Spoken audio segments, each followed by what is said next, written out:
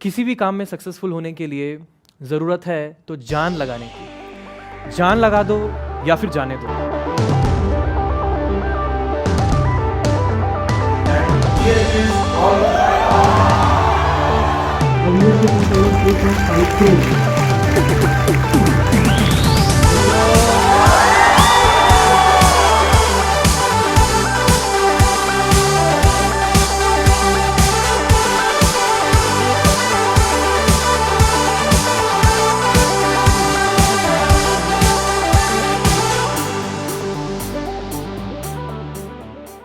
जिस तरह से कुछ टिकटॉकियों का टिकटॉक जाने के बाद भी भूत नहीं उतरा, जिस तरह से चाइना का इतना कुछ हो जाने के बाद भी बॉर्डर पर भूत नहीं उतरा, उसी तरीके से मोटिवेशनल वीडियोस जो लोग बनाते हैं, जो भारी भरकम वर्ड्स का इस्तेमाल करते हैं, उसमें एक वर्ड आपको हर वीडियो में दिख जाएगा और वो वर्ड होता है ये हार्ड वर्क। वर्ड होता है हार्ड वर्क। मैं हमेशा से कहता आ रहा हूँ कि यस, हार्ड वर्क बहुत ज़रूरी है, लेकिन ये आपको बहुत गलत डायरेक्शन में लेके जाता है जब आप सिर्फ और सिर्फ हार्ड वर्क पे फोकस करते हैं। इनफैक्ट मैं अपने जितने भी स्टूडेंट्स हैं, अभी तक के मैं 50,000 से ज़्यादा स्टूडेंट्स को पढ़ा चुका हूँ और गेट और इंजीनियरिंग सर्विसेज के लिए, और पिछले कई सालों से 6 साल से ज़्यादा हो चुके हैं। मैं अपने स्टूडेंट्स को कहता हूँ हार्ड वर्क नहीं, आपको सेल्फ वर्क करना ज़रूरी है। Self work is more important as compare to hard work. जो लोग हार्ड वर्क करते हैं, आपको क्या लगता है आप हार्ड वर्क नहीं करते हैं? आपसे बात कर रहा हूँ जो वीडियो देख रहे हैं, आप भी करते हैं हार्ड वर्क? बिल्कुल करते हैं, हम सब करते हैं हार्ड वर्क, गधे की तरह मेहनत भी करते हैं। लेकिन ऐसा क्यों होता है कि 1% लोग सारा का सारा रिजल्ट उठा कर लेकर के चले जाते हैं और बाकी के 99% लोगों को कुछ हाथ नहीं लगता, खाली सूना बटे सन्नाटा रहता है? क्योंकि जाने अनजाने में ही सही या फिर जानबूझ के वो जो 1% लोग जिनकी बात कर रहा हूँ, जो रिजल्ट लेकर के जाते हैं, वो सेल्फ वर्क करते हैं। हार्ड वर्क तो ठीक है, लेकिन वो सेल्फ वर्क ज़रूर करते हैं। क्या है ये चीज़ self work? Self work is much bigger than hard work. देखिए एग्जाम्पल लेता हूँ मैं। आपके सामने एक ऐसा क्वेश्चन आया जिसने आपका दिमाग हिला दिया। अब जिसके सामने इस तरह का कोई क्वेश्चन आएगा, वो डेफिनेटली मेहनत तो ज़रूर करेगा, हार्ड वर्क तो ज़रूर करेगा। हो सकता है कि बहुत मेहनत करने के बावजूद भी शायद वो सवाल का आंसर नहीं मिल पाया। तो बेसिकली बात समझिए, यहाँ पर या तो एक बंदा ऐसा होता है जो ये सोचेगा यार इतना हार्ड वर्क किया, लेकिन मिला क्या at the end of the day? कुछ भी नहीं। और दूसरा बंदा हो सकता है जो ये सोचेगा यार इतना सारा मैंने इस पे काम कर लिया है, इसने तो इस क्वेश्चन में तो मेरा तेल निकाल दिया, खैर इस क्वेश्चन ने मेरा पेशेंस डेवलप कर दिया। देखिए यही चीज़ है सेल्फ वर्क, यही चीज़ है सेल्फ वर्क। सेल्फ वर्क मेरे प्यारे दोस्तों ये है कि जब कभी भी आप किसी ऐसी सिचुएशन में जाते हैं जहाँ पे आप अपने कंफर्ट जोन से बाहर निकलते हैं, जैसे कि ये मान लीजिए आपका कंफर्ट जोन है, ये आप हैं और आप इस पर्टिकुलर जोन में जो जो चीज़ें हैं उन सब चीज़ों को बड़ी आसानी से आप एग्जीक्यूट कर सकते हैं। ये आपका कंफर्ट जोन है। जो भी कोई भी चीज़ आपके कंफर्ट जोन के बाहर आती है तो आपको अपने कंफर्ट जोन से थोड़ा सा बाहर निकल करके उसको एग्जीक्यूट करना पड़ता है। धीरे धीरे होता यह है कि आपका कंफर्ट जोन एक्सपैंड होते जाता है। धीरे धीरे आपका कंफर्ट जोन, विजुअलाइज कर पा रहे हैं, एक्सपैंड होते चला जाता है। जब आपका कंफर्ट जोन एक्सपैंड होते चला जाता है, मतलब जो चीज़ें पहले आपको हार्ड लगती थी, अब वो चीज़ें आपको आसान लगने लगती हैं। आप ये चीज़ किसी भी चीज़ में देख लो, जैसे फॉर एग्जांपल आप गाड़ी चलाने से लेकर के, कोई बिजनेस का कोई बेसिक समझने से लेकर के, शेयर मार्केट मान लो आपको पहले बहुत खतरनाक लगता होगा, अब शायद क्योंकि आपने शेयर्स में इतना इन्वेस्ट कर लिया कि आपको ईजी लगने लग गया है। मार्केट रिसर्च करना आपको आसान लगने लग गया है। तो जिस भी चीज़ को हम दोहराते हैं, बार बार करते हैं, वो चीज़ ईजी होने लगती है, हमें हमारे कंफर्ट जोन को बढ़ाने में हेल्प करती है। हमारा जो है कंफर्ट जोन इंक्रीज हो रहा है दोस्तों, ये जो एक्स्ट्रा हम कंफर्ट जोन अपना बढ़ा रहे हैं, मतलब जो चीज़ पहले हमें हार्ड लगती थी अब हमें वो चीज़ें आसान लगने लग गई, अभी हमारे कंफर्ट जोन में आ गई हैं। ये कैसे आई है? ये कहीं ना कहीं आप भी जानते हैं, ये चीज़ सेल्फ वर्क से आई है। जब आप पढ़ते हैं 8-8, 10-10 घंटे देखते हैं, कभी कभी ऐसा लगता है कि हमारा आउटपुट नहीं आ रहा है, कभी कभी ऐसा लग रहा है कि यार मैं क्या ही कर रहा हूँ, क्यों नहीं आ पा रहा है मेरा ये आउटपुट, क्यों ऐसा हो रहा है कि मैं इतनी मेहनत कर रहा हूँ मुझे रिजल्ट नहीं मिल रहा। Rather than being negative about it, think about what you are doing for yourself in that process.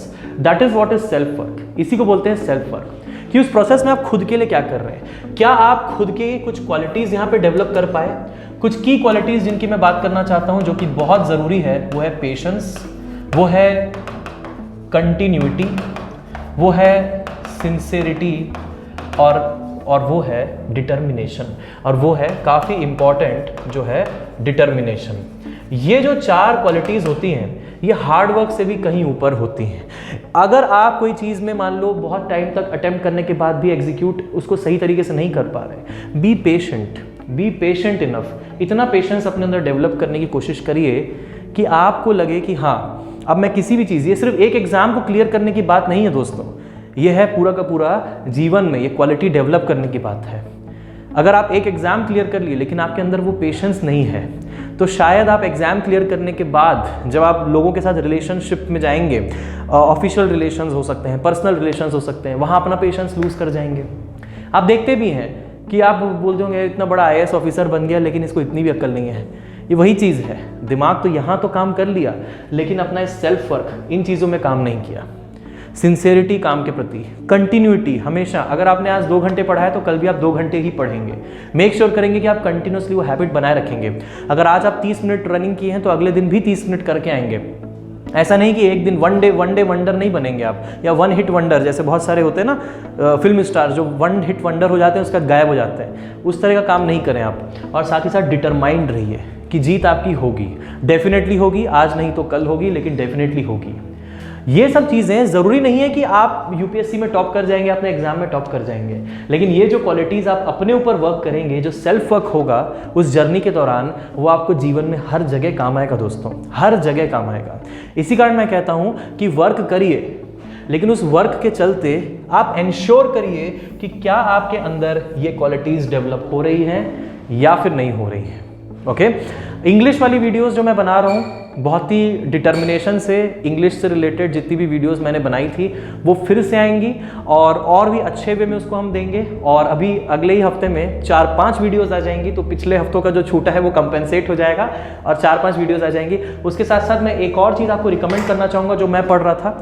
This is not a sponsored video, ये स्पॉन्सर्ड नहीं है, ये आपके लिए है। अगर आप इंग्लिश सीखना चाहते हैं या फिर आपके एग्जाम में इंग्लिश आती है तो मुझे ये किताब बहुत अच्छी लगी। दिशा पब्लिकेशन की बुक है ये, essential English for competitive examinations.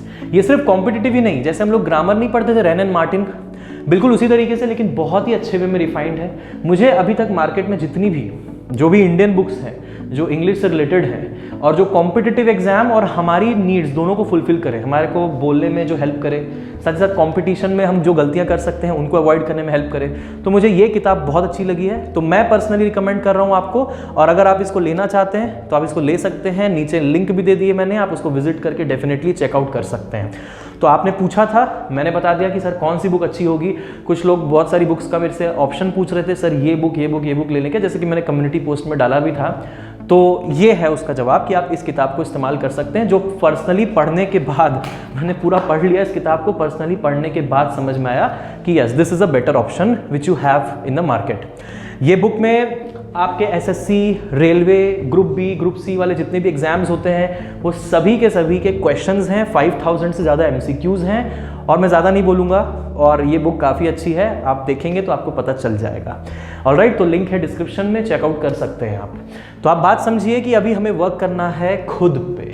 जब हम बड़े बड़े इस तरह के काम कर रहे होते हैं, एग्जाम की तैयारी कर रहे होते हैं, मेक श्योर करिए you are focusing on self work and not simply on the hard work, because self work is going to take you a long way।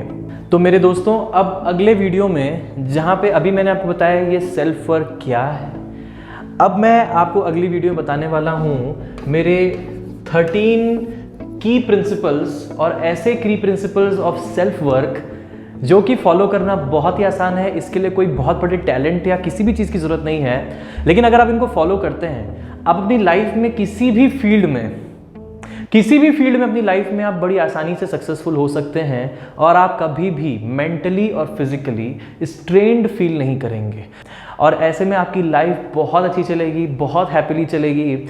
ये 13 की प्रिंसिपल्स अगली वीडियो में आने वाले हैं। मेक श्योर करिए बेल आइकन दबाइए सब्सक्राइब करने के बाद, और नेक्स्ट वीडियो का वेट करिए जो कि बहुत ही जल्द आने वाली है। I think with in 2 days आप तक ये वीडियो पहुंच जाएगी। बहुत बहुत शुक्रिया इस वीडियो को पूरा देखने के लिए। जय हिंद, वंदे मातरम।